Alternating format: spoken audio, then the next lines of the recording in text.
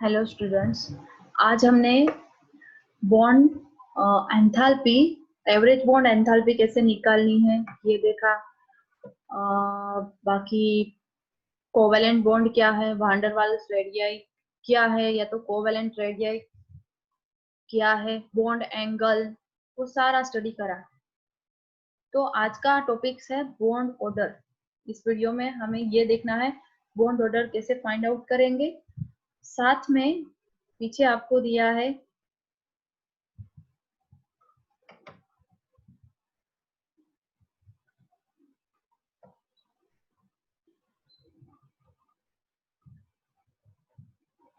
Resonance और polarity of bonds. Bonds में polarity है तो कितनी है, किसकी ज्यादा पोलैरिटी है, किसकी कम है, बस इतना ही आज देखना है।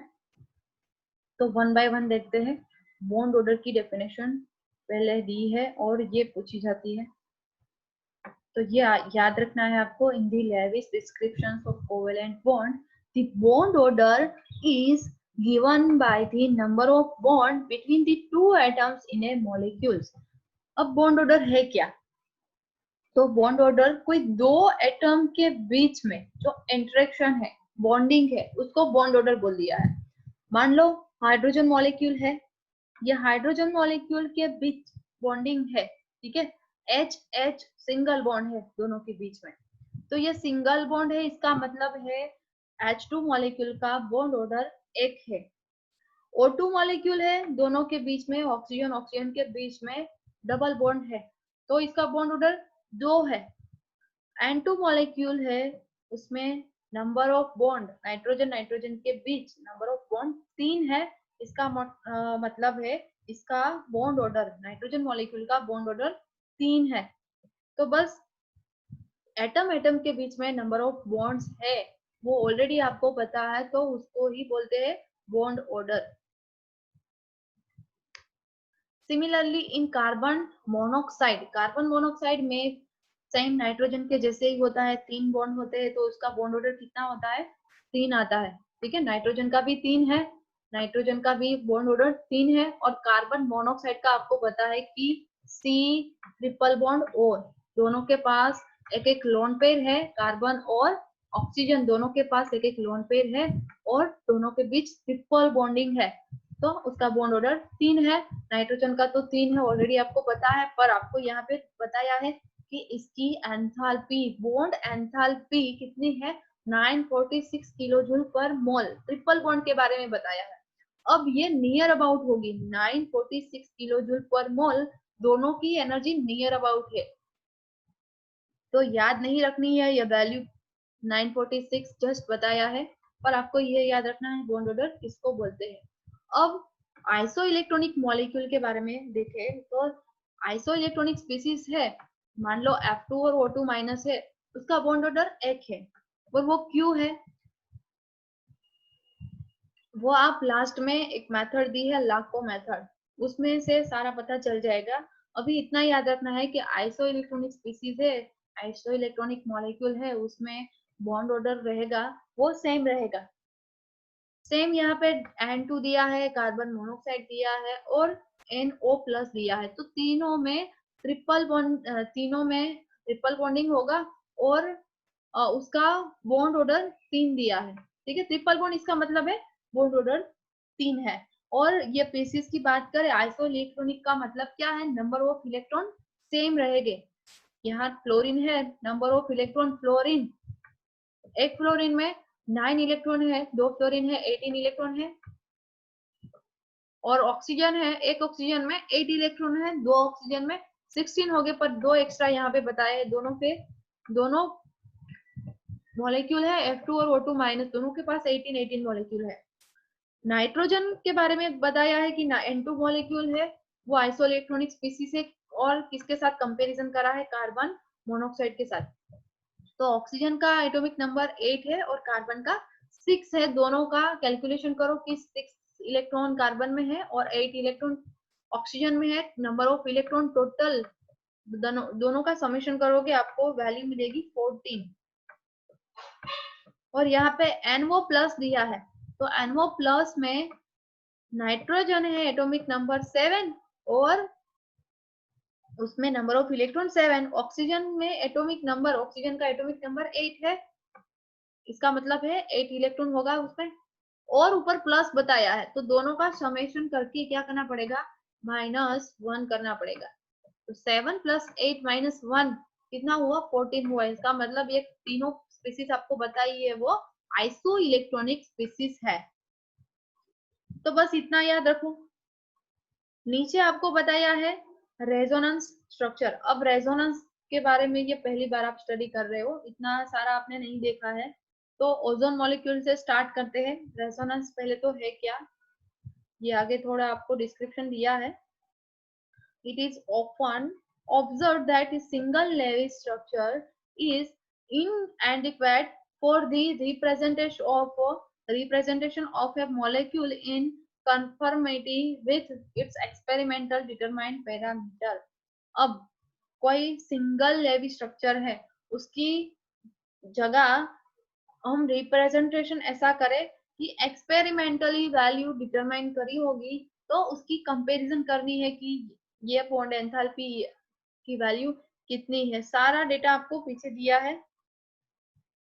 O3 मॉलिक्यूल है, तो दोनों का बॉन्डिंग कितना है। ऑक्सीजन ऑक्सीजन का बॉन्ड ऑर्डर बताया है कि यहाँ 1 है और यहाँ 2 बॉन्ड ऑर्डर है।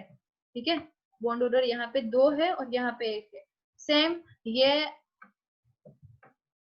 इसी सेकंड क्या हो जाता है कि ये मॉलिक्यूल है, इसका कन्वर्जन इसी फॉर्म में आ जाता है। यहाँ सिंगल बॉन्ड है, वो सिंगल बॉन्ड नहीं रहता, पर वहां पे डबल बॉन्ड का फॉर्मेशन हो जाता है, और वो क्यों होता है, ड्यू टू हाइब्रिडाइजेशन या तो instability of the molecule.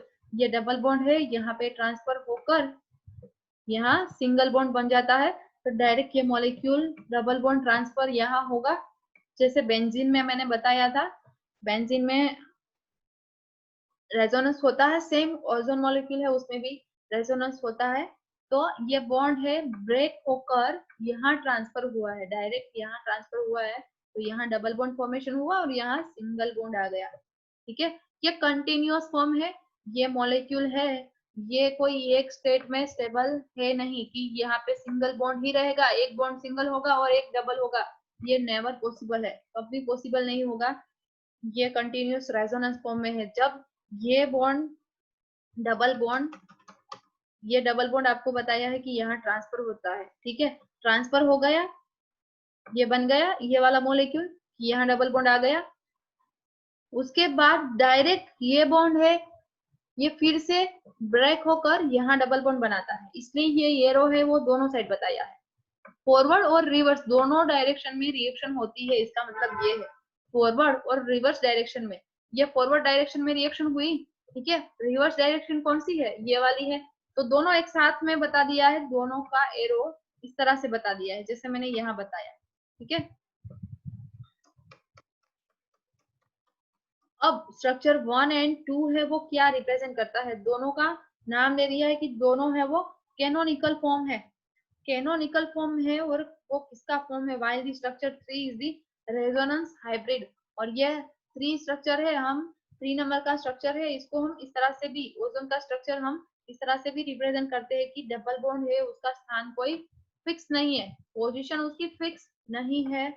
Double bond यहाँ पे भी डॉटेड फॉर्म में दिखाया है, यहाँ पे भी दिखाया है। ठीक है, तो ओजोन का मॉलिक्यूल आपको बोले तो आपको इतना याद है कि O3 है, पर ये नहीं पता कि वहां पे सिंगल बॉन्ड है कि डबल बॉन्ड है, क्या है वो नहीं पता है। तो ये जनरल फॉर्म है, 3 फॉर्म है वो जनरल फॉर्म है, और ये एक फॉर्म में हम उसको रिप्रेजेंट नहीं कर सकते, अगर आपको बताना है तो ये जनरल फॉर्म में बताना पड़ता है।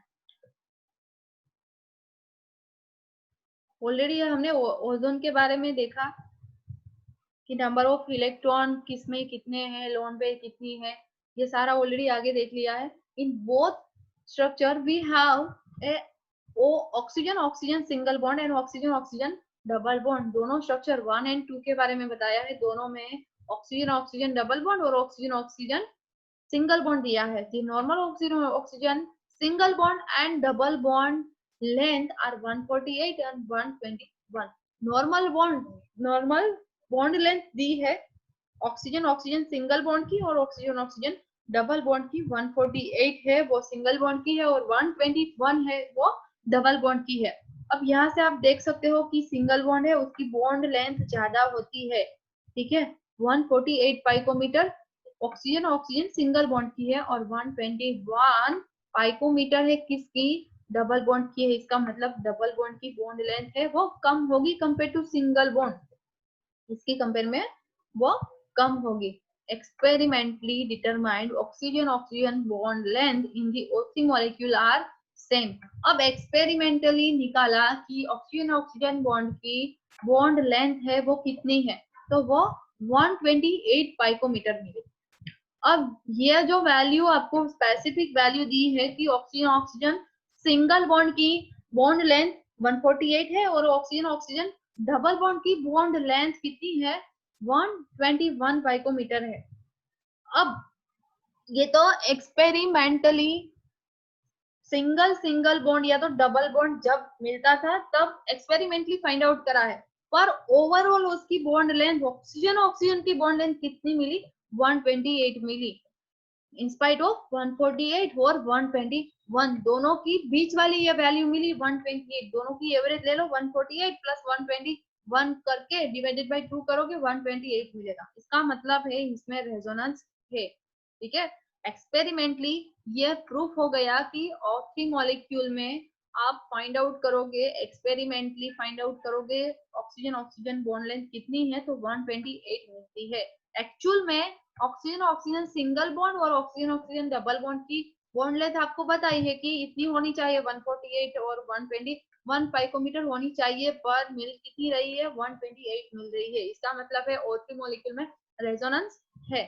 Thus the oxygen oxygen bond in the O3 molecule are intermediate, ये double bond between A double bond and single bond, oxygen oxygen bond है O3 मॉलिक्यूल में बॉन्डिंग है वो इंटरमीडिएट फॉर्म में है, सिंगल बॉन्ड भी नहीं है और डबल बॉन्ड भी नहीं है। इसका मतलब है रेजोनेंस है।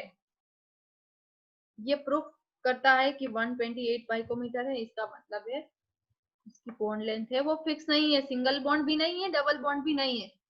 कंटिन्यूअसली डबल बॉन्ड चेंज होता है सिंगल बॉन्ड में और सिंगल बॉन्ड चेंज होता है डबल बॉन्ड में। Obviously this can not be represented either by two Lewis structure.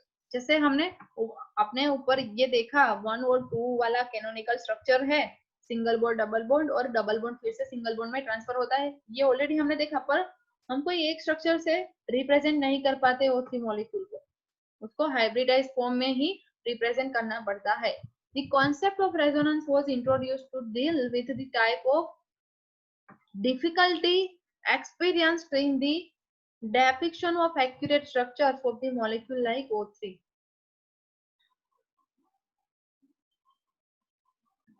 Okay और इसके बाद आपको क्या बताया है O3 मॉलिक्यूल के बारे में, according to the concept of resonance.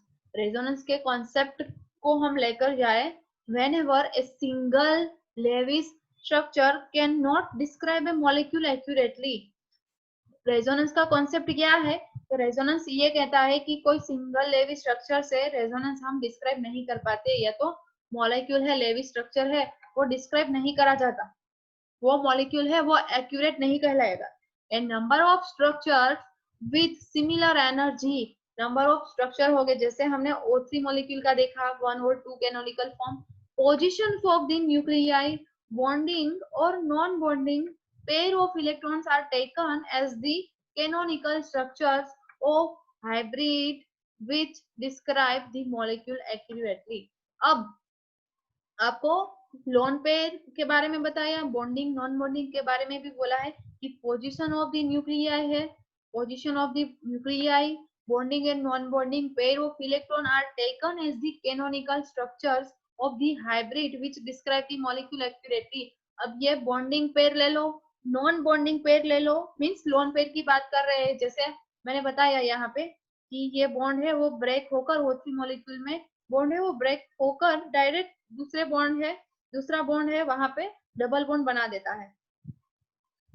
यहाँ पे हम देख सकते हैं तो डायरेक्टली डबल बॉन्ड तो नहीं बनेगा, यहाँ पे जो लोन पेयर है ऑक्सीजन पर, ओके,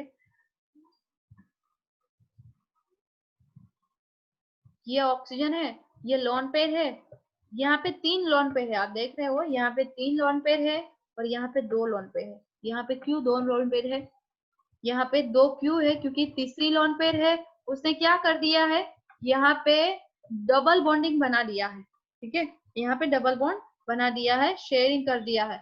अब यहाँ पे 3 लोन पेयर है, ये वाला ऑक्सीजन है, 3 लोन पेयर है, ये लोन पेयर यहाँ पे ट्रांसफर होती है तब ये बॉन्ड ब्रेक होता है, ठीक है। ये वाला बॉन्ड जैसे मैंने डायरेक्ट आपको बताया कि ये बॉन्ड यहाँ पे ट्रांसफर होता है, ऐसा असल में होता नहीं, पर ये लोन पेयर है वो डायरेक्ट ट्रांसफर होती है, डबल बॉन्ड बनाती है, और जैसे ये डबल बॉन्ड यहाँ पे बनाएगी तो ऑक्सीजन है उसकी स्टेबिलिटी डाउन हो जाएगी, डिक्रीज हो जाएगी। यहाँ पे ऑक्सीजन है वो ट्राइवेलेंट, तो ठीक है वो ट्राइवेलेंट बना सकता है, ठीक है, वो ट्राइवेलेंट मॉलिक्यूल है वो बना सकता है, but never make tetravalent molecule, वो टेट्रावेलेंट, उसकी वैलेंसी टेट्रावेलेंट है नहीं, ठीक है, टेट्रावेलेंट वो है नहीं, एग्जिस्ट नहीं करता, इसलिए डायरेक्ट क्या हो जाता है कि ये बॉन्ड है वो ब्रेक होकर यहाँ पे नेगेटिव चार्ज आ जाता है, या तो लोन पेयर फॉर्म में यहाँ पे रिप्रेजेंट करते हैं। जैसे यहाँ पे आप देख रहे हो कि ये लोन पेयर, यहाँ पे तो 2 ही लोन पेयर थी, देखो ये 2 ही लोन पेयर थी यहाँ पे, और आप देख रहे हो कि यहाँ कितनी हो गई, 3 हो गई, एक एक्स्ट्रा आ गई, इसका मतलब है यहाँ पे बॉन्ड था वो ब्रेक होकर यहाँ पे लोन पेयर फॉर्म में आ गया है। फिर क्या होगा, फिर से यहाँ पे एक लोन पेयर है एक्स्ट्रा है, डायरेक्ट यहाँ पे डबल बॉन्ड बनाती है, और ये डबल बॉन्ड फिर से यहाँ पे ट्रांसफर हो जाता है, तो सेम आप देख रहे हो कि ये मॉलिक्यूल बन गया। तो इस तरह से रेजोनेंस होता है। बॉन्ड पेयर है वो भी पार्टिसिपेट्स होती है, और नॉन बॉन्डिंग पेयर है, नॉन बॉन्डिंग पेयर इसका मतलब क्या है, बॉन्ड पेयर है, ये बॉन्ड की पेयर है, इसकी बात थी, ये बॉन्ड वाला इलेक्ट्रॉन है, दोनों इलेक्ट्रॉन है, ये इसको बोलते हैं बॉन्ड पेयर। और नॉन बॉन्डिंग पेयर किसको बोलेंगे, ये एक्स्ट्रा यहाँ पे लोन पेयर, आपको 3 लोन पेयर बताई है, इसको लोन पेयर बोलते हैं। 6 इलेक्ट्रॉन है, इसका मतलब है 3 लोन पेयर है, हमेशा पेयरिंग में हम बात करते हैं, और लोन पेयर इसका मतलब 2 लोन पेयर, यहाँ 3 लोन पेयर यहाँ पे आप देख रहे हो, तो ये बॉन्ड पेयर है, और ये क्या है, लोन पेयर, या तो नॉन बॉन्डिंग पेयर भी बोल सकते हैं। यहाँ पे भी ये नॉन बॉन्डिंग पेयर है, ये भी नॉन बॉन्डिंग पेयर है, ये भी नॉन बॉन्डिंग पेयर है। जितने नंबर ऑफ इलेक्ट्रॉन शेयरिंग में पार्टिसिपेट्स लिया है, ठीक है, शेयर करा है, एक दूसरे ने इलेक्ट्रॉन का शेयरिंग करा है, तो उसको बॉन्डिंग पेयर बोलते हैं, और नॉन बॉन्डिंग पेयर जिसने पार्टिसिपेट नहीं लिया है बॉन्ड बनाने में, तो उसको नॉन बॉन्डिंग पेयर बोलते हैं। तो सिंपली हाइब्रिडाइजेशन का कॉन्सेप्ट आपको थोड़ा पता चल गया होगा। जस्ट आपको तो O3 मॉलिक्यूल में रेजोनेंस कैसे होता है बस ये याद रखना है। अगर मैं पूछ लूं, ये 2 मार्क में आ सकता है कि O3 मॉलिक्यूल है उसमें रेजोनेंस होता है, तो वो बताओ कैसे रेजोनेंस होगा। तो जस्ट ये बताना है, जैसे मैंने एरो बताया था, लोन पेयर ट्रांसफर होती है, डबल बॉन्ड बनाती है, जैसे वो डबल बॉन्ड बनाएगी इसी टाइम दूसरा डबल बॉन्ड ब्रेक होगा और सिंगल बॉन्ड में ट्रांसफर कर देगा। दूसरा ऑक्सीजन ऑक्सीजन डबल बॉन्ड है, उसका बॉन्ड ब्रेक होकर और सिंगल बॉन्ड में उसका कन्वर्जन हो जाता है। Thus, for O3, the two structure shows above constituent the canonical structures or resonance structures and their hybrid, that the three structures represent the structure of O3 more accurately. ये canonical 1, canonical structure 2 और 3, ये तीनों है वो hybridisation form में हम उसको represent कर सकते हैं O3 मॉलिक्यूल को। और ये जो हमने कॉन्सेप्ट बताया उसको क्या बोलते हैं, resonance hybrid. Resonance is represented by a double headed arrow, और रेजोनेंस है उसको डबल हेडेड एरो से बताया जाता है। डबल हेडेड एरो इसका मतलब क्या है, वो एरो आपने canonical structure of O3 molecule में ये वाला एरो दिखा था, ये डबल हेडेड एरो को बोलते हैं। तो हाइब्रिडाइजेशन हम डबल हेडेड एरो से रिप्रेजेंट करेंगे। सेम यहाँ पे कार्बोनेट मॉलिक्यूल दिया है, कार्बोनेट मॉलिक्यूल है CO3 माइनस 2। तो CO3 माइनस 2 में बताए कि भाई कैसे बॉन्ड है और उसका ट्रांसफॉर्मेशन होता है।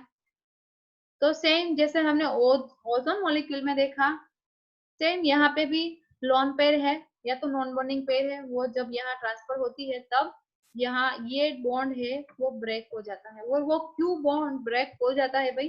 क्योंकि कार्बन की वैलेंसी कितनी है यहाँ पे ऑलरेडी 4 बता दी है, ठीक है। अगर ये लोन पेयर है, ये वाली लोन पेयर यहाँ पे ट्रांसफर होती है तो 5 बॉन्ड बन जाता है। कार्बन के आसपास 5 बॉन्डिंग होती है जो पॉसिबल नहीं है। कार्बन इज टेट्रावेलेंट, कार्बन का नेचर टेट्रावेलेंट है, 4 एटम के साथ ज्वाइन हो सकता है या तो 4 बॉन्डिंग बना सकता है, 4 से ज्यादा नहीं। तो जब ये लोन पेयर यहाँ बॉन्ड बनाएगी, जिससे वो यहाँ डबल बॉन्ड बनाएगी, तो ये बॉन्ड है यहाँ पे पाई बॉन्ड होगा, एक सिग्मा बॉन्ड होगा, एक पाई बॉन्ड होगा। तो पाई बॉन्ड है वो वीक है और डायरेक्ट ब्रेक होकर ये ऑक्सीजन पर नॉन बॉन्डिंग पेयर या तो उसको बोलते हैं लोन पेयर बना देगा, ठीक है। तो ये बॉन्ड ब्रेक हो गया, इसका मतलब यहाँ सिंगल बॉन्ड बच गया। तो यहाँ पे सिंगल बॉन्ड आपको बताया है, ठीक है। और ये एक्स्ट्रा लोन पेयर आप देख रहे हो, यहाँ नेगेटिव चार्ज बताया है। लोन पेयर को, लोन पेयर तो बताइए, साथ में ये नेगेटिव चार्ज भी बताया है।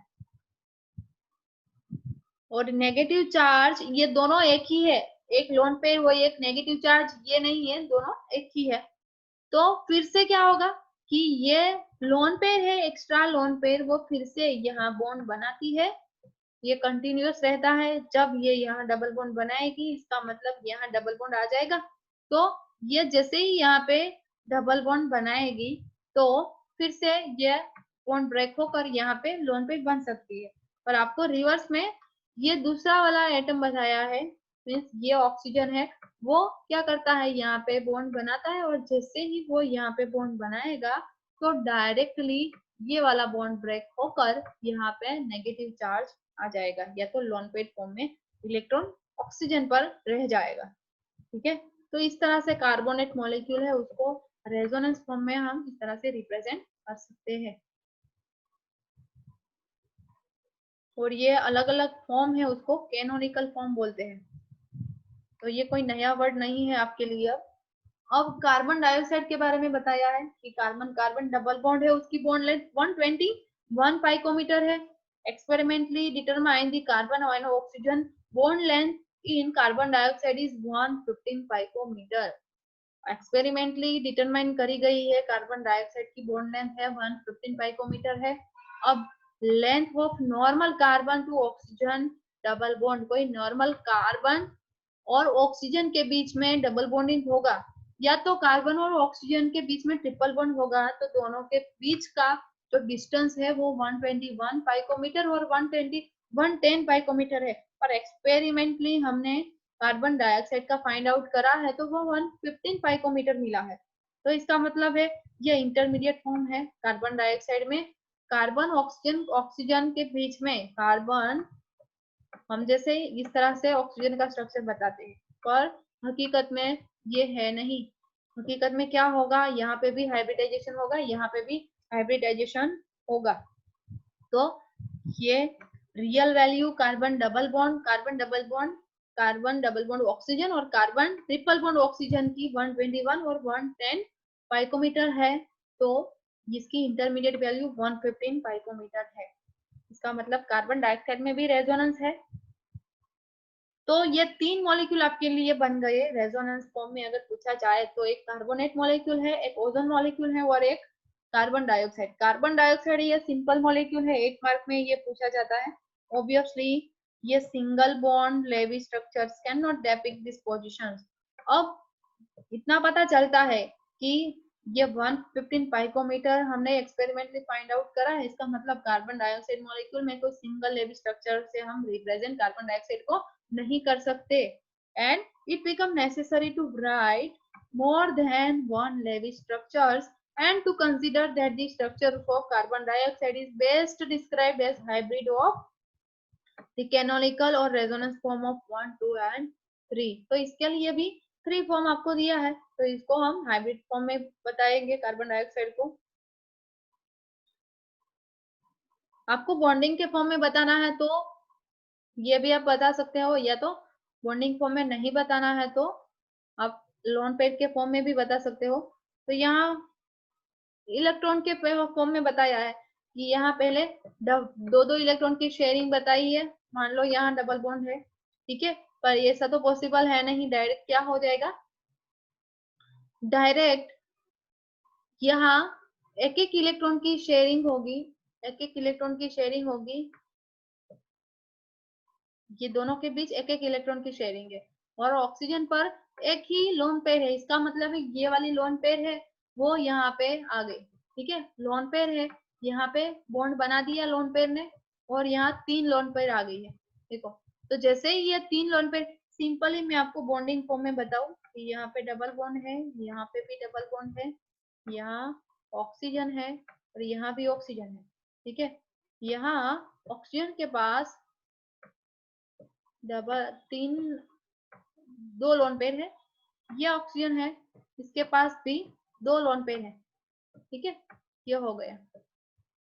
अब क्या करा है, ये वाली लोन पेयर है वो यहाँ ट्रांसफर हुई, ये वाली लोन पेयर है मान लो यहाँ ट्रांसफर हुई, इसका मतलब है यहाँ पे ट्रिपल बॉन्ड बन गया, कार्बन ट्रिपल बॉन्ड ऑक्सीजन, ठीक है। और यहाँ पे क्या था, डबल बॉन्ड था, जैसे ये लोन पेयर है वो यहाँ ट्रांसफर हुई, ट्रिपल बॉन्ड बनाया, तो यहाँ पे ये बॉन्ड ब्रेक होकर ऑक्सीजन पर एक तीसरी लोन पेयर आ जाएगी, यहाँ ऑक्सीजन कर दो और सिंगल बॉन्ड बना दो, एक बॉन्ड ब्रेक हो गया। और वो क्यों ब्रेक हुआ, क्योंकि कार्बन की वैलेंसी मेंटेन 4 होनी चाहिए, 4 से बढ़ गई इसका मतलब मॉलिक्यूल स्टेबल नहीं रहेगा, इसका मतलब है यहाँ पे डबल बॉन्ड था वो ब्रेक होकर यहाँ पे लोन पेयर बना दी ऑक्सीजन पर, ये लोन पेयर आ गई। तो 3 लोन पेयर आ गई, नॉन बॉन्डिंग पेयर ऑक्सीजन पर कितनी है, 3 है, जैसे आप यहाँ देख रहे हो कि ये 2 और ये 3, और बाकी ये 2 इलेक्ट्रॉन है वो तो बॉन्डिंग वाले इलेक्ट्रॉन बताए हैं, जैसे मैंने यहाँ सिंगल बॉन्ड बताया, यहाँ सिंगल बॉन्ड है, तो सेम यहाँ आपको एज ए बॉन्डिंग पेयर के फॉर्म में इलेक्ट्रॉन बताया है, ठीक है। ये ट्रिपल बॉन्ड है, इसका मतलब है ये ट्रिपल बॉन्ड आपको बताया है यहाँ। अब ये स्ट्रक्चर भी स्टेबल नहीं है, ठीक है। तो यहाँ पे 3 लोन पेयर है वो फिर से यहाँ डबल बॉन्ड बनाती है और ये ट्रिपल बॉन्ड ब्रेक होकर यहाँ आ जाता है, लोन पेयर के फॉर्म में इलेक्ट्रॉन को यहाँ पे रख देता है, तो इसलिए यहाँ पे फिर से 2 लोन पेयर बन जाती है, डबल बॉन्ड आ जाता है, फिर से 2 लोन पेयर बन जाती है। तो ये कैनोनिकल फॉर्म है कार्बन डाइऑक्साइड के। ये 1 मार्क या तो 2 मार्क में भी कभी कभी पूछ लेते हैं, थोड़ा एक्सप्लेनेशन आपको देना पड़ता है। In general, it may be stated as resonance stabilize the molecule as the energy of resonance hybrid is less than the energy of single canonical structure. अब आपको बताया है कि हाइब्रिडाइजेशन एनर्जी है वो कम है कंपेयर टू कोई सिंगल मॉलिक्यूल है उसकी एनर्जी ज्यादा होगी। भाई ये तो एक्सपेरिमेंटली प्रूफ हुआ है, ठीक है, ये कोई हमने प्रूफ नहीं करा है, पर ये एक्सपेरिमेंटली जो डाटा आया है वो सारा आपको बताया है कि कोई हाइब्रिड मॉलिक्यूल है उसकी एनर्जी है वो कम है कंपेयर टू कोई सिंगल मॉलिक्यूल। सिंगल मॉलिक्यूल की कंपेयर में सिंगल फॉर्म एक ले लो उसकी एनर्जी ज्यादा है compare to hybrid molecule. Resonance averages the bond characteristic as whole. The energy of O3 resonance hybrid is lower than the either of the two canonical form 1 and 2. Same आपको O3 के बारे में बताया कि उसमें भी हाइब्रिड मॉलिक्यूल्स है, जैसे बीच में बताया था थर्ड वाला वो हाइब्रिड मॉलिक्यूल है, उसकी एनर्जी कम है compare to canonical form 1 and 2, दोनों की कंपेयर में कम है।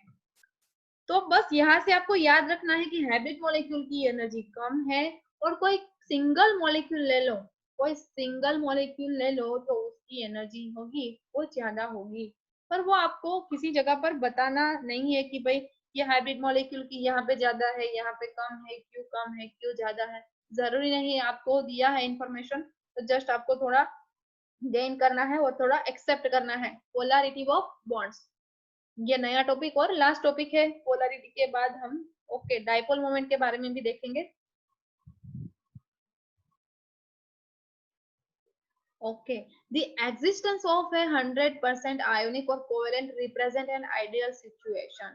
अब कोई हमें कहे कि भाई 100% आयोनिक बॉन्ड है या तो 100% कोवेलेंट कैरेक्टर है, कोई भी एटम एक दूसरे के साथ ज्वाइंट हुए हैं, तो 100% अगर आयोनिक कैरेक्टर है या तो 100% कोवेलेंट कैरेक्टर है, तो आइडियल सिचुएशन मानी जाती है.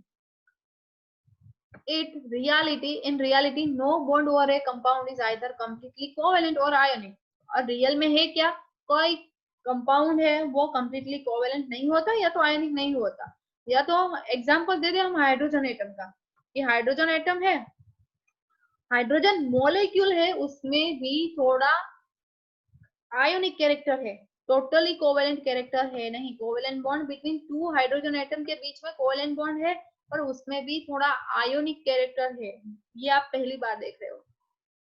आपको पता है कि हाइड्रोजन हाइड्रोजन ने एक एक इलेक्ट्रॉन की शेयरिंग करी है, दोनों के बीच बॉन्डिंग बना है, वो कोवेलेंट बॉन्ड है, पर आपको ये नहीं पता कि दोनों के बीच में थोड़ा आयोनिक कैरेक्टर होगा.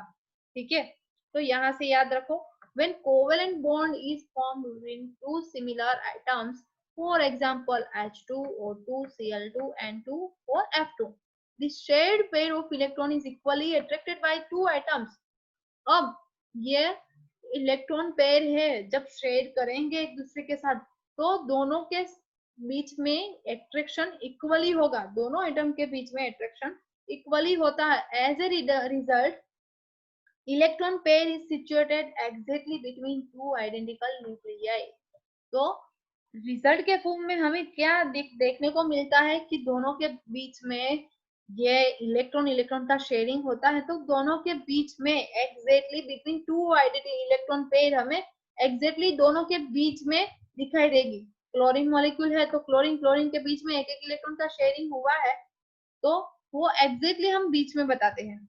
सेम हाइड्रोजन में जैसे बताते थे, सेम ये एक एक इलेक्ट्रॉन की शेयरिंग हुई है, तो एकदम बीच में दोनों क्लोरीन एटम है, एकदम दोनों के बीच में यह शेयर्ड पेयर इलेक्ट्रॉन बताते हैं. The bond so formed is called non-polar covalent bond. ये अगर एग्जैक्टली दोनों के बीच में एग्जैक्टली ये शेयर्ड पेयर ऑफ इलेक्ट्रॉन है, दोनों के बीच में है एग्जैक्ट, तो उसको क्या बोलते हैं, नॉन पोलर कोवेलेंट बॉन्ड. उसको बोलेंगे नॉन, उसमें कोई पोलैरिटी है नहीं, दोनों मॉलिक्यूल सेम है, क्लोरीन और क्लोरीन दोनों सेम है. इसका मतलब किसी की इलेक्ट्रोनेगेटिविटी ज्यादा नहीं, दोनों की इलेक्ट्रोनेगेटिविटी सेम है, दोनों एक दूसरे के साथ एट्रैक्शन, दोनों का एट्रैक्शन सेम रहेगा, तो दोनों के बीच जो बॉन्डिंग बनेगी वो नॉन पोलर कोवेलेंट बॉन्ड बनेगा. अब पोलर क्या है और नॉन पोलर क्या है, तो पोलैरिटी कहाँ से आती है, इलेक्ट्रोनेगेटिविटी पर डिपेंड्स होती है पोलैरिटी. ठीक है, जिसकी इलेक्ट्रोनेगेटिविटी ज्यादा, इसका मतलब है जहां पे इलेक्ट्रोनेगेटिविटी का डिफरेंस ज्यादा. सपोज मान लो कि कार्बन मोनोऑक्साइड की बात करो, कार्बन मोनोऑक्साइड है, उसमें पोलैरिटी होगी. क्यों, क्योंकि कार्बन और ऑक्सीजन दोनों है, उसकी इलेक्ट्रोनेगेटिविटी डिफरेंट है, कार्बन की कम है, ऑक्सीजन की ज्यादा है. सेम नाइट्रस ऑक्साइड NO की बात करोगे, तो नाइट्रोजन की इलेक्ट्रोनेगेटिविटी कम है कंपेयर टू ऑक्सीजन, तो दोनों के बीच जो बॉन्डिंग होगी तो वो पोलर बॉन्डिंग होगी. सेम आप बात करोगे HF मॉलिक्यूल है, ठीक है, इसमें पोलैरिटी है कि नहीं, कोई आपको पूछे कि इसमें पोलैरिटी है, तो ऑफ कोर्स है. क्यों, क्योंकि दोनों की इलेक्ट्रोनेगेटिविटी डिफरेंट है, हाइड्रोजन की काफी कम है और फ्लोरीन की हाईएस्ट है. तो फ्लोरीन क्या करेगा, इलेक्ट्रोनेगेटिविटी, उसको इलेक्ट्रॉन चाहिए ज्यादा, यह इलेक्ट्रॉन भले ही उसने शेयरिंग करा है हाइड्रोजन के साथ, भले ही शेयरिंग करा है, पर वो हाइड्रोजन का इलेक्ट्रॉन भी अपने तरफ वो खींच लेगा, अपने पास रख देगा. ठीक है, बॉन्डिंग तो होती है एक दूसरे के बीच, पर बॉन्डिंग अपने पास वो ज्यादा, इलेक्ट्रॉन डेंसिटी अपने पास ज्यादा रखता है. ठीक है, इसलिए उसको बोलते हैं ये पोलर बॉन्ड बनाता है. Contrary to this in case of heteronuclear molecule like HF.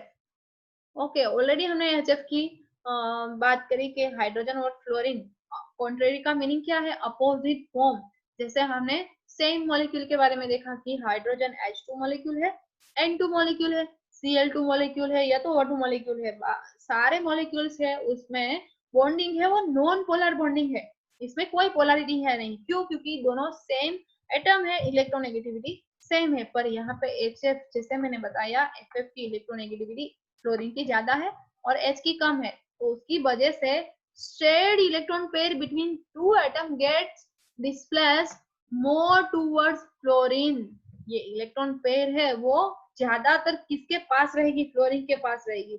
Since the electronegativity of fluorine is far greater than that of hydrogen, electronegativity है काफी ज्यादा है हाइड्रोजन से, इसलिए the resultant covalent bond is a polar covalent bond।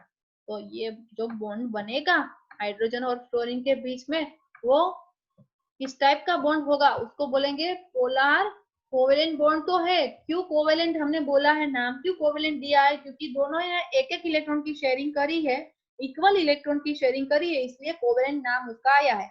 और polar word क्यों आया? उसमें कोई पोलरिटी है। पोलरिटी क्यों है? इलेक्ट्रोनेगेटिविटी की वजह से है। ठीक है। As a result of polarization, the molecule possesses the dipole moment। अब ये पोलरिटी की वजह से क्या होगा? डाइपोल मोमेंट आपको कुछ मिलेगी। डाइपोल मोमेंट क्या है? ये वर्ड भी पहली बार सुन रहे हो। Which can be defined as the product of the magnitude of charge। ये क्या डिफाइन करता है? मैग्नीट्यूड चार्ज, उसका फाइनल चार्ज क्या होगा, and the distance between the centre of the positive and negative charge, और दोनों के बीच का डिस्टेंस क्या होगा, वो डाइपोल मोमेंट के पर से पता चलेगा। It is usually designed as by Greek letter mu. Mu से हम रिप्रेजेंट करते हैं डाइपोल मोमेंट को, म्यू से रिप्रेजेंट करा जाता है। और उसका सिंबल भी आपको बताया है, वो एरो फॉर्म है और बाद में लास्ट में कट के फॉर्म में बताया है। डाइपोल मोमेंट की फॉर्मूला आपको दी है, charge into distance of separation. जितना चार्ज है, चार्ज कितना है वो, और multiply by distance of separation, दोनों के बीच का डिस्टेंस कितना है, दोनों को सेपरेट करता है। तो दो एटम है, दोनों का डिस्टेंस कितना है वो, और मल्टीप्लाई बाय चार्ज करोगे तो आपको डाइपोल मोमेंट मिल जाएगी। Dipole moment is usually expressed in D by, उसको डी से रिप्रेजेंट करते हैं, कैपिटल डी से। और 1d की वैल्यू आपको बताई है 3.33 into 10⁻30 coulomb into metre. c is coulomb and m is metre. तो यह वैल्यू आपको याद रखनी है। Further, dipole moment is a vector quantity. Dipole moment क्या है? वेक्टर क्वांटिटी है। और by convention it is depicted by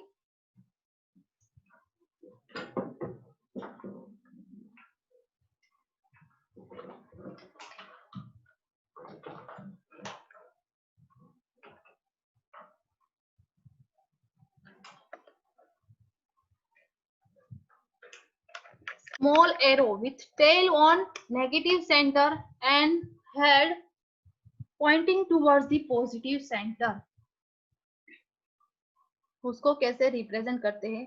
arrow से रिप्रेजेंट करते हैं। ये वाला एरो आपको बताया है chemistry. In chemistry presence of dipole moment is represented by crossed arrow. Crossed arrow से रिप्रेजेंट करते हैं। और पीछे आपको थोड़ी वैल्यू दी है, डाइपोल मोमेंट के बारे में बताया है। The cross is on positive and arrowhead is on negative hand। इसका मतलब है कोई मॉलिक्यूल है, ज्यादा इलेक्ट्रॉन नेगेटिव एटम है, तो एरोहेड है वो उस साइड रहेगा, और टेल है वो किस साइड रहेगी? इलेक्ट्रोपॉजिटिव एटम की तरफ रहेगी। For example dipole moment of HF में भी, ये HF में डाइपोल मोमेंट का एरो आपको बताया है कि डाइपोल मोमेंट दोनों में से पूछे कि हाइड्रोजन की ज्यादा है कि फ्लोरीन की ज्यादा है, डाइपोल मोमेंट किस तरफ है, अगर ऐसा भी पूछ ले तो आपको पता होना चाहिए कि डाइपोल मोमेंट है वो फ्लोरीन की तरफ ज्यादा है। This arrow symbolize the directions of the shift of electron density in the molecule। अब ये एरो क्या शो करता है कि ये इलेक्ट्रॉन है, इलेक्ट्रॉन डेंसिटी है वो किस साइड शिफ्ट होती है वो हमें शो करता है। Note that the directions of crossed arrow is opposite to the conventional direction of dipole moment। vector. In case of polyatomic molecules, the dipole moment not only depends upon the individual dipole moment of bond known as bond dipole. अब polyatomic molecule आपको दे दे तो polyatomic molecule में क्या होगा, कोई एक bond पर से डिसाइड नहीं कर सकते कि इसकी डाइपोल मोमेंट कितनी होगी।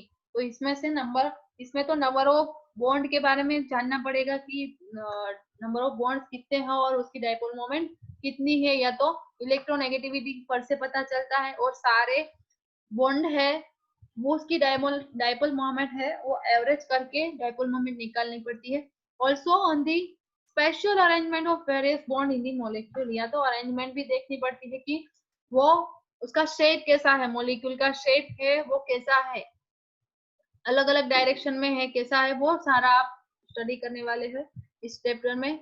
2-3 मॉलिक्यूल आपको दिया है, एक तो ऑक्सीजन वाला है H2O वाला मॉलिक्यूल, एक BF2 वाला है और एक BF3 वाला है।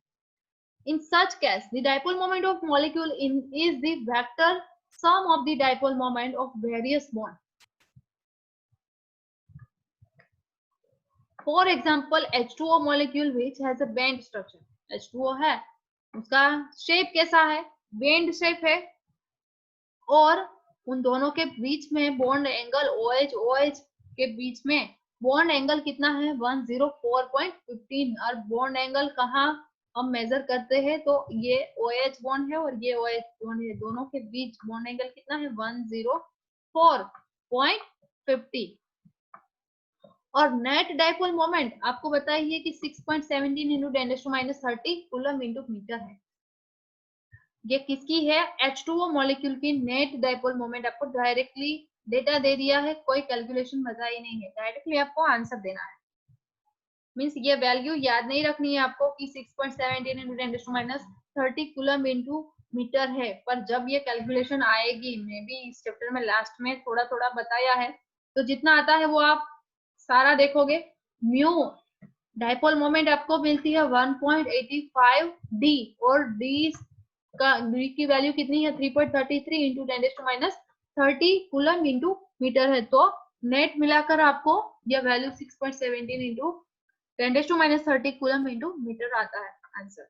दी dipole moment in case of BF2 is 0। Dipole moment BF2 case में 0 है। क्यों 0 है, क्योंकि दोनों के बीच बेरिलियम है, और बेरिलियम में से ये इलेक्ट्रॉन डेंसिटी फ्लोरीन यहाँ पे खींचता है, और अपोजिट साइड में दूसरा फ्लोरीन है वो इलेक्ट्रॉन डेंसिटी अपनी तरफ खींचता है। तो नेट डाइपोल मोमेंट है वो 0 मिल गई। कोई एक जगह पर होगा, सपोज डाइपोल मोमेंट इस तरह इस फॉर्म में जाती होगी तो आपको नेट कुछ डाइपोल मोमेंट मिलती, पर यहाँ पे तो दोनों अपोजिट फॉर्म में है, तो नेट मिलाकर आपको 0 डाइपोल मोमेंट मिलती है। In tetraatomic molecule for example BF3 dipole moment is 0, इसमें भी डाइपोल मोमेंट 0 है। तो इसमें भी ओरिएंटेशन देखो, दोनों के बीच BF मॉलिक्यूल BF3 का स्ट्रक्चर है ट्रायगोनल प्लेनर स्ट्रक्चर है। BF3 120 डिग्री उसका एंगल है दोनों के बीच में, BF के बीच में, और उसकी डाइपोल मोमेंट आपको 0 दी है। तो जस्ट एग्जांपल देकर डायरेक्ट आपको बोल दिया है कि इसकी डाइपोल मोमेंट 0 है। और क्यों है, क्योंकि तीनों है वो ये प्लेनर शेप में है, और तीनों फ्लोरीन एटम क्या करता है, इलेक्ट्रॉन डेंसिटी वो तीनों फ्लोरीन एटम अलग अलग डायरेक्शन में अपनी तरफ खींचता है, इसलिए नेट डाइपोल मोमेंट 0 मिलती है। बट बात करें हम NH3 मॉलिक्यूल की, an interesting case of NH3 or NF3 molecule, both the molecule have pyramidal shape with a lone pair of electron on nitrogen atom। अब BF3 और NH3 और NF3 की बात करें तो दोनों का शेप पिरामिडल है। अब ये प्लेनर शेप है और पिरामिडल है, ये पहली बार आप सुन रहे हो। प्लेनर का मतलब क्या है, एक ही प्लेन में होगा। सपोज मैं आपको, ये बुक है, मान लो ये बुक है, ठीक है, और ये बुक है, और मैंने बोला कि ये प्लेनर शेप है। प्लेनर शेप का मतलब क्या है कि बुक का एक पेज ले लो, या तो बुक का फ्रंट पेज ले लो, ठीक है, और फ्रंट पर ये बोरॉन मॉलिक्यूल रखो, और कॉर्नर पर आप ये रखो फ्लोरीन, यहाँ फ्लोरीन आया, यहाँ फ्लोरीन आया, ओके, और ये फ्लोरीन आया, यहाँ एक फ्लोरीन रख दो। तो आपको ये शेप बताया है कि ये ट्रायगोनल प्लेनर है। इसका मतलब है तीनों फ्लोरीन एटम और बोरोन वो तीनों एक ही प्लेन में हो गए। ठीक है, जैसे मैंने आपको पेज बताया है, जैसे मैंने आपको पेज बताया है वो प्लेन मान लो, और आपको बोला है कि ये BF3 का शेप कैसा है, ट्रायगोनल प्लेनर है। इसका मतलब है वो चारों एटम है वो कोई एक ही पोजीशन में हो गए, एक ही एक्सिस पर हो गए। वो मान लो कि एक ही एक्सिस पर हो गए। जैसे मैंने आपको बोला कि बुक का पेज ले लो और चारों मॉलिक्यूल हो, उसको मॉलिक्यूल है उसको अरेंज करो ट्रायगोनल शेप में, ट्रायगोनल शेप में इस तरह से, ठीक है, ट्रायंगल शेप में अरेंज करो और बाद में ये मॉलिक्यूल है इस तरह से ड्रॉ करो, ये ट्रायंगल बन गया। ठीक है, तो सिंपली आपको BF3 ऐसे ही बता दिया है यहाँ पे कि तीनों फ्लोरीन है वो अलग अलग डायरेक्शन में है, ट्रायंगल फॉर्म में है और वो एक ही प्लेन में होगी, इसलिए ट्रायगोनल प्लेनर शेप है इसका। पर NH3 और NF3 उसका शेप है ट्रायगोनल पिरामिडल। पिरामिडल क्यों है, क्योंकि नाइट्रोजन पर एक लोन पेयर है और वो लोन पेयर है वो किस ऑर्बिटल में है, p ऑर्बिटल में है। तो p ऑर्बिटल वो तो डबल फॉर्म में है और बाकी का हाइड्रोजन है वो इस तरह से होगा, इस तरह से होगा। ठीक है, और ये मत बोलना कि मैडम यहाँ पे ये लोन पेयर है तो बोरेन के पास लोन पेयर नहीं है, इसलिए यह सारा स्टडी हम ऑलरेडी करेंगे। पीछे आपको दिया है कि ये लोन पेयर नहीं है इसलिए इसका शेप ये ट्राइगोनल प्लेनर है, और यहाँ पे लोन पेयर है तो लोन पेयर तो p ऑर्बिटल में है, यहाँ पे कोई लोन पेयर है नहीं, यहाँ पे लोन पेयर है तो लोन पेयर की वजह से इसका शेप है वो चेंज हो गया है। NH3 है, चार तीनों हाइड्रोजन वो नीचे हो गए और वो भी सेम डिस्टेंस पर, तीनों का डिस्टेंस सेम रहेगा। NH3 का बोल रही हूँ कि NH बॉन्ड है वो तीनों है वो सेम डिस्टेंस पर रहते हैं। Although fluorine is more electronegative than nitrogen, the resultant dipole moment of NH3। अब फ्लोरीन और हाइड्रोजन की कंपैरिजन करी है कि फ्लोरीन है वो मोर इलेक्ट्रोनेगेटिव है कंपेयर टू हाइड्रोजन। तो NH3 मॉलिक्यूल की आपको डाइपोल मोमेंट बताई है कि 4.90 into 10⁻30 कूलम इंटू मीटर है और वो वैल्यू काफी ज्यादा है कंपेयर टू NH3। NH3 की वैल्यू कम है, और वो क्यों कम है, क्योंकि ये लोन पेयर है, लोन पेयर है और ये नाइट्रोजन खुद इलेक्ट्रोनेगेटिव है। ठीक है, तो बता दो कि ये रो है वो डाउनवर्ड फॉर्म में है, डाइपोल मोमेंट नीचे की साइड बताओ। और यहाँ बताओ हाइड्रोजन है वो, हाइड्रोजन है वो कम इलेक्ट्रोनेगेटिव है कंपेयर टू नाइट्रोजन, तो डाइपोल मोमेंट नाइट्रोजन के साइड है। ठीक है, दूसरा हाइड्रोजन है वो भी कम इलेक्ट्रोनेगेटिव है, हाइड्रोजन की इलेक्ट्रोनेगेटिविटी सबकी सेम रहती है। ठीक है, तो ये तीनों एरो है वो नाइट्रोजन के साथ है, नाइट्रोजन की तरफ है, और ये एरो लोन पेयर का एरो भी नाइट्रोजन की तरफ है। इसका मतलब है इसकी इलेक्ट्रॉन डेंसिटी कितनी होगी, काफी ज्यादा होगी नाइट्रोजन की। ये इलेक्ट्रॉन डेंसिटी क्या शो करता है, डाइपोल मोमेंट इसकी ज्यादा है, NH3 की डाइपोल मोमेंट ज्यादा है। सिंपली यहाँ से आप समझ सकते हो। और बात करें हम फ्लोरीन की, बात करें हम फ्लोरीन की, तो फ्लोरीन है, यहाँ पे फ्लोरीन रख दो, नाइट्रोजन की जगह यहाँ फ्लोरीन रखो,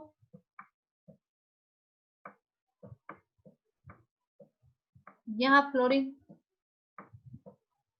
इसको इरेज कर देते हैं।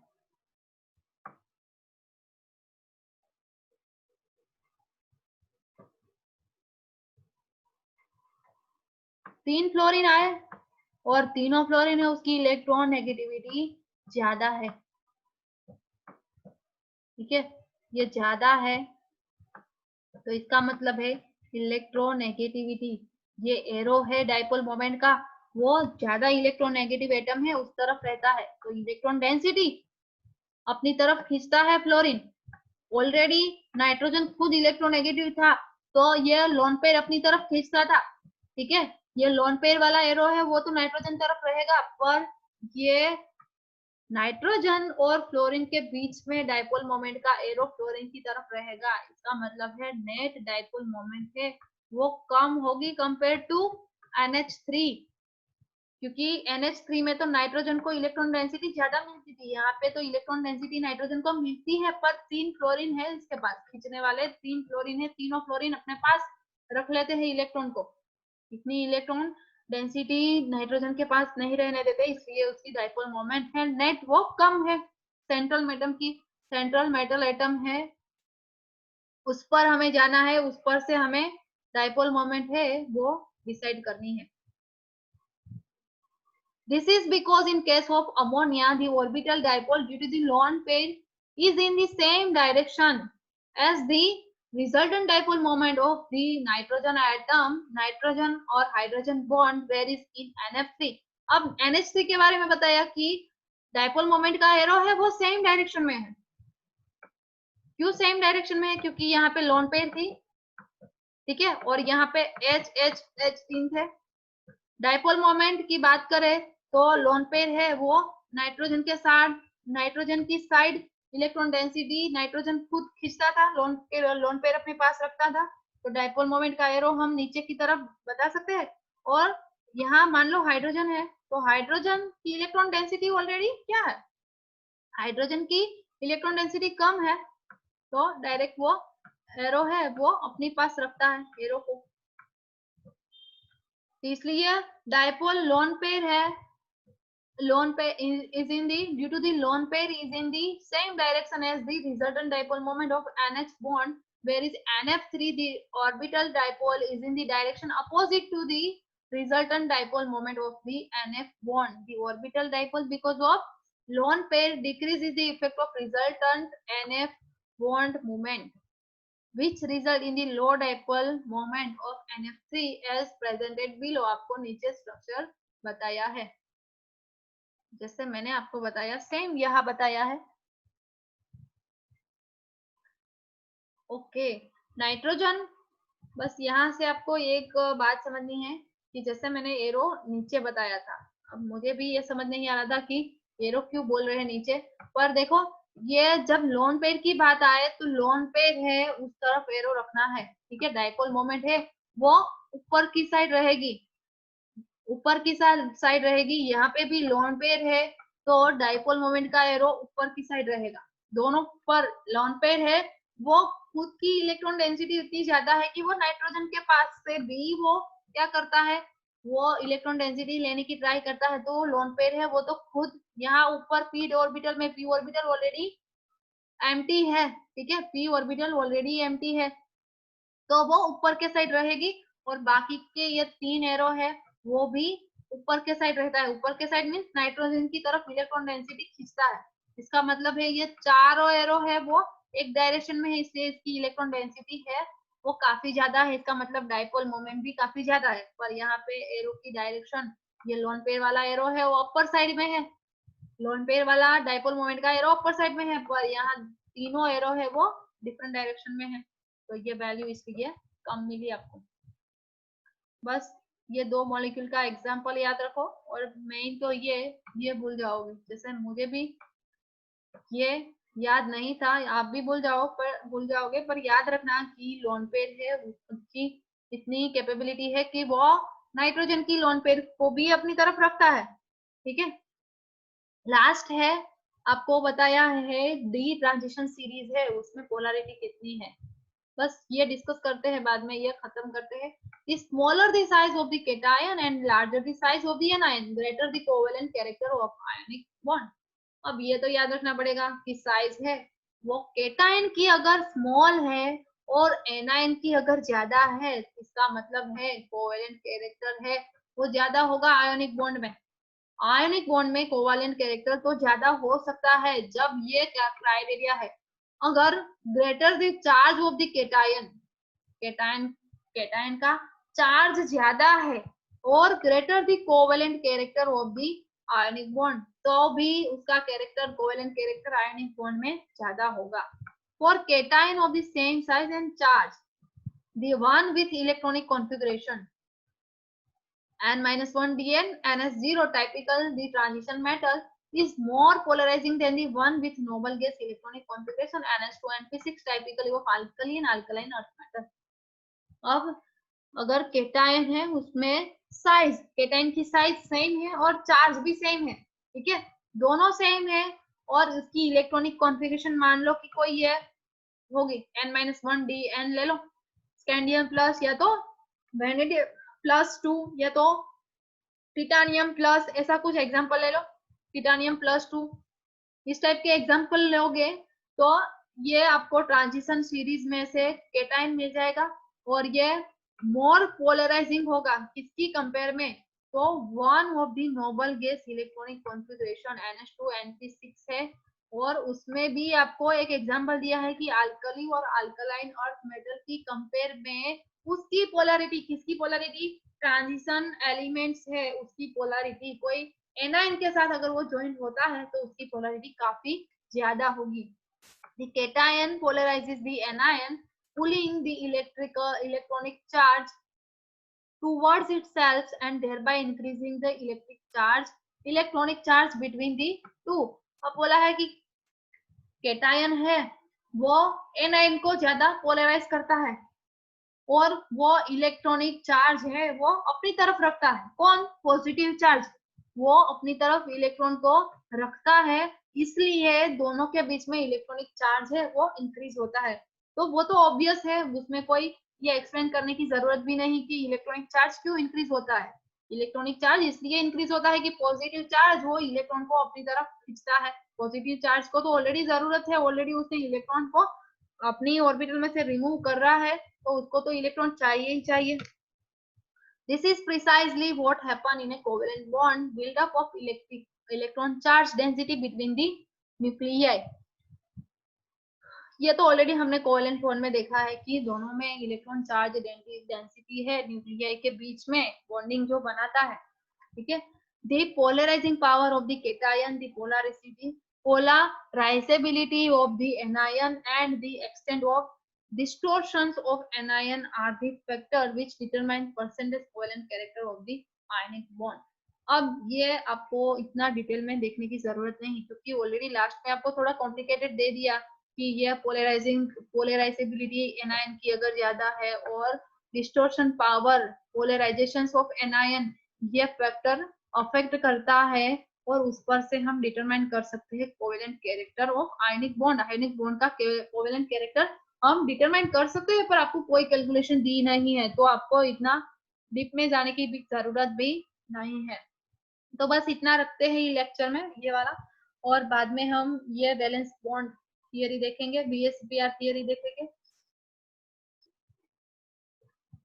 तो नेक्स्ट में हम ये स्टार्ट कर देंगे valence shell electron pair repulsion theory, काफी इंपॉर्टेंट है। आगे का आपने जो देखा है डायपोल मोमेंट वाला, एक एक या तो दो दो मार्क में ये क्वेश्चन पूछे जाते हैं, ठीक है। NFC या तो NH3 मॉलिक्यूल का, BF3 मॉलिक्यूल में डायपोल मोमेंट कितनी है, BF2 मॉलिक्यूल की कितनी है, H2O मॉलिक्यूल की कितनी है, और डायपोल मोमेंट है उसकी फॉर्मूला क्या है ये भी पूछते हैं, डायपोल मोमेंट क्या है ये भी पूछते हैं, ठीक है। इलेक्ट्रॉन डेंसिटी जैसे हमने रिप्रेजेंट करा कि इलेक्ट्रॉन डेंसिटी कोई एक साइड रहेगी तो उसको हम रिप्रेजेंट करते हैं डायपोल मोमेंट से। पोलैरिटी क्या है और रेजोनेंस क्या है, तीन रेजोनेंस आपने देखा, O3 मॉलिक्यूल, कार्बोनेट मॉलिक्यूल और O2 मॉलिक्यूल, और कैनोनिकल स्ट्रक्चर क्या है, आइसोइलेक्ट्रॉनिक स्पीसीज क्या है, उसका बॉन्ड ऑर्डर कितना होगा, ये सारा हमने देखा है। और नेक्स्ट टाइम हम स्टार्ट करेंगे most important topic VSEPR theory. तब तक बेस्ट रीडिंग और बेस्ट ऑफ लक।